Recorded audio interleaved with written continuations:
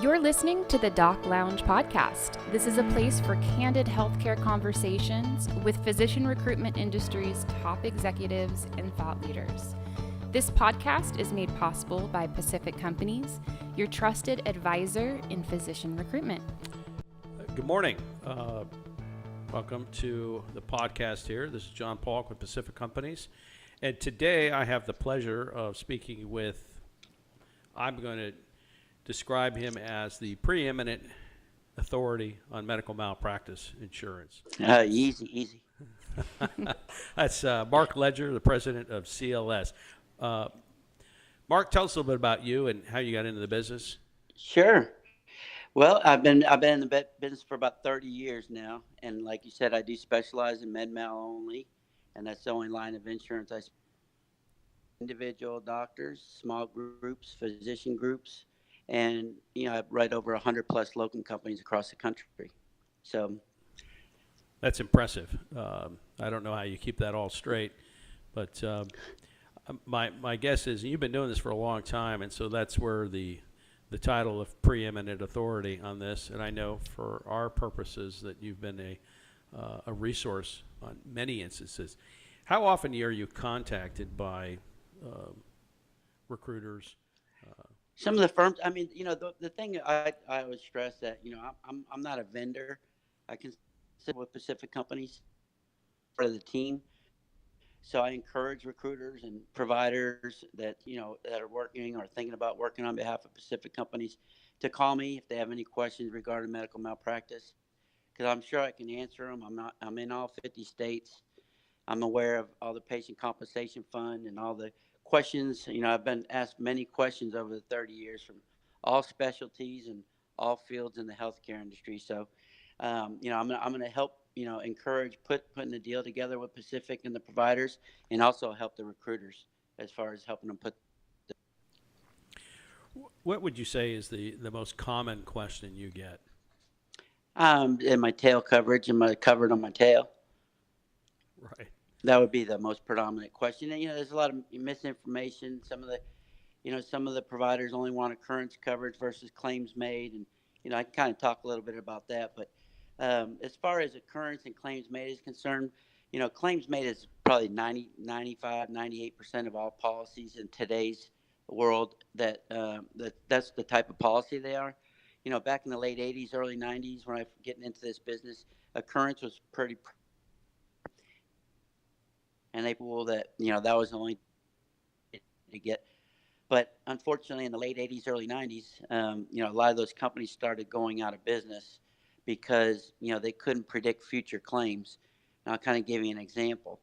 So if you have a provider that's working for if you have a provider that has an occurrence policy and they start turning in claims, well, you can cancel them, but you're never going to get away from the previous 5 years of occurrence coverage that you're on the hook for. On a claims made policy, it's very portable. That's a good thing about it. It's good for the provider. It's good for the locum firm. So if there is a company that's having, their rating might have dropped from an A plus or A to a B, then you can move companies.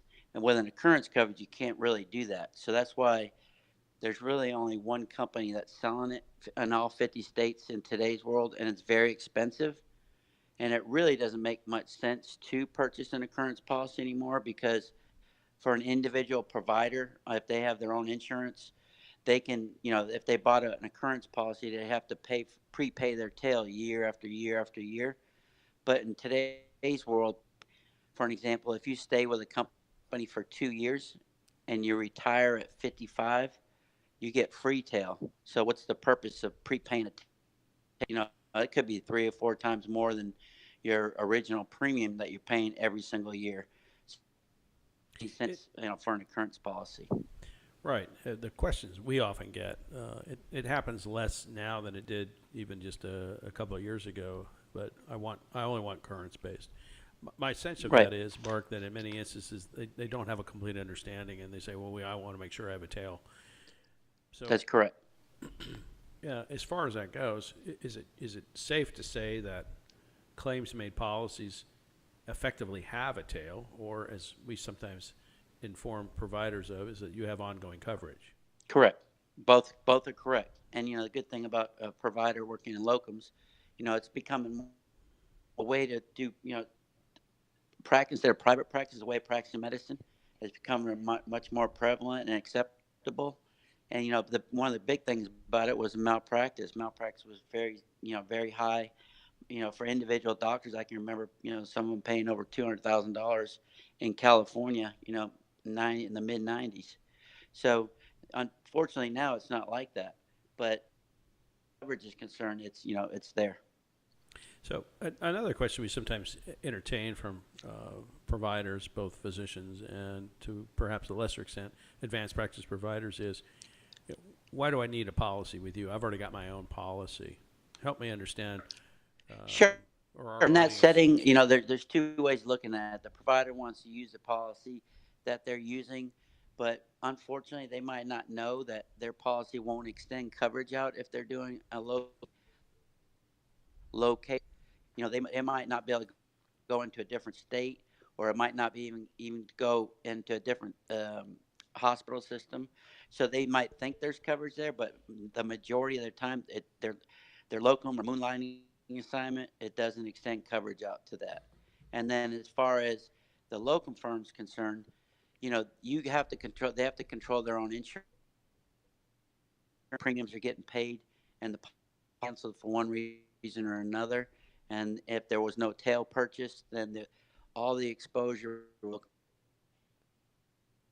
Okay. Company firms need to control their own insurance, and the providers and things.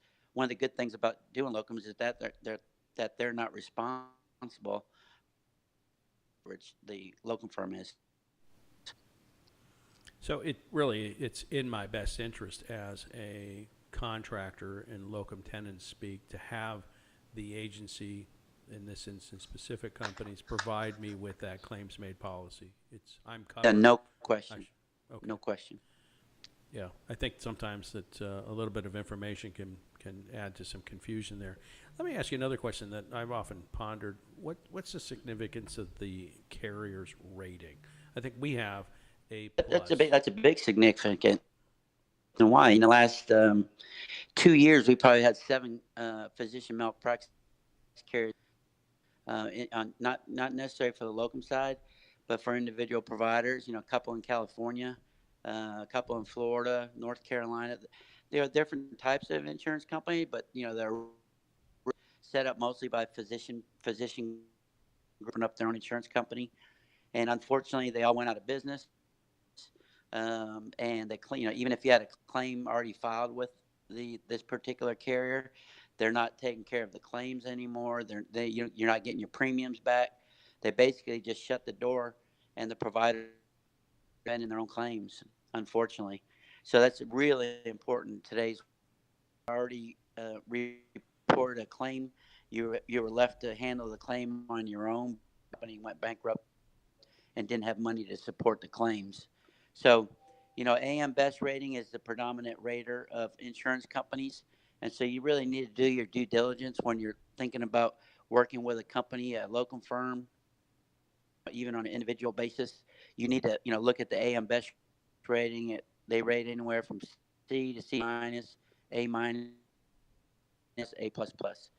And fortunately, with the Pacific companies, we're with an A plus rated carrier, AM. Right. I know you take good care of us in that regard, and that's the reason why we wanted you on this podcast this morning. Any words of wisdom for that contractors out there? You need to really check the carrier, but you also need to check out the agent that you're working with. Make sure that they're specialists, because it is a very unique line of insurance.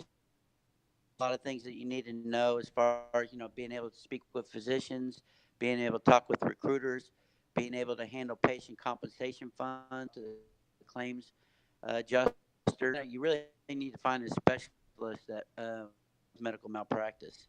And as far as the same thing with working with a locum firm. You need to do a locum firm, because in today's world, everybody thinks they can open up a successful locum company, but a lot of times it's just a physician that wants to start billing themselves, and they have another buddy or two that wants to go on, they're really not a Pacific company. So all I would do is I would encourage the potential locum provider to on who they want to work with. So that was Mark Ledger with CLS. Mark, thanks for taking the time to give us a call today. It's always wonderful to speak with you, and this time it's been a little bit more enjoyable than an urgent question coming out of left field from a physician. At any rate, I hope to see you at the next NALTO conference, and you have a great rest of your week.